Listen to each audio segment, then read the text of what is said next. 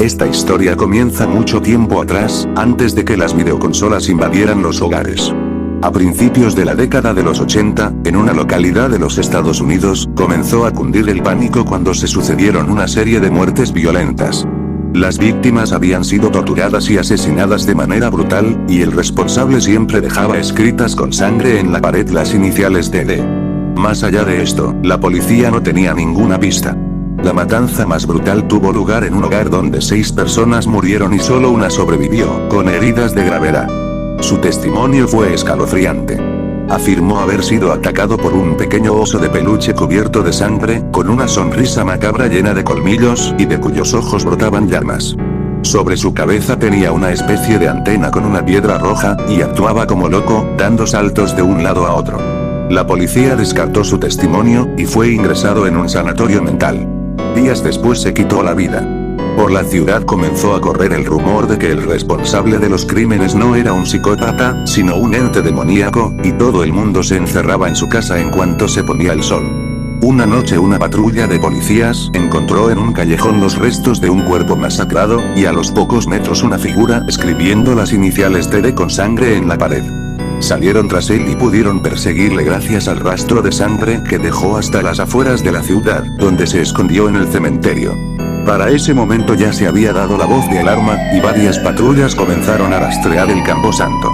El periodista de un diario local apareció también, y se le permitió acompañar a una de las parejas de policías.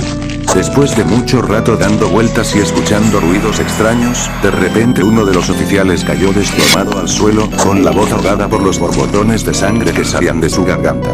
Mientras el otro policía ayudaba a su compañero, el periodista reaccionó rápidamente con su cámara y sacó una instantánea en medio de la oscuridad. Cuando más tarde la reveló en su laboratorio, no podía creer lo que veía.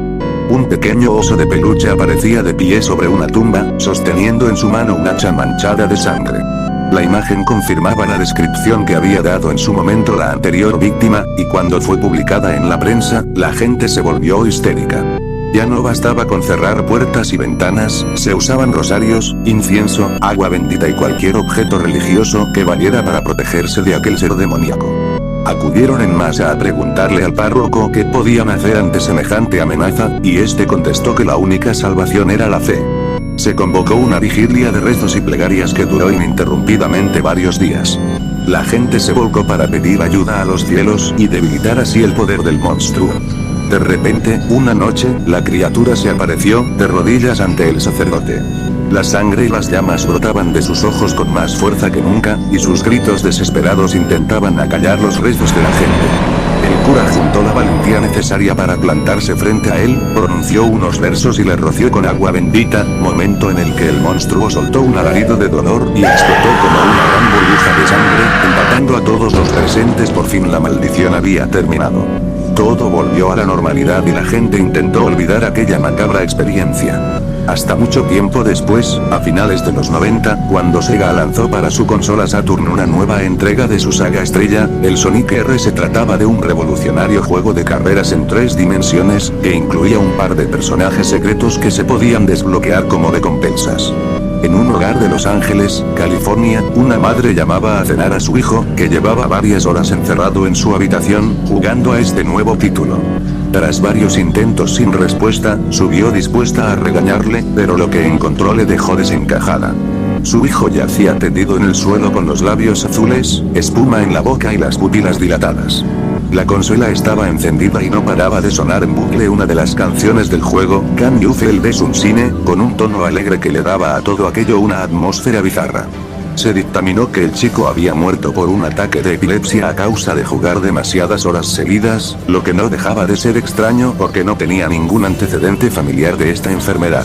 Tras el funeral, la familia regaló todos sus juguetes y pertenencias.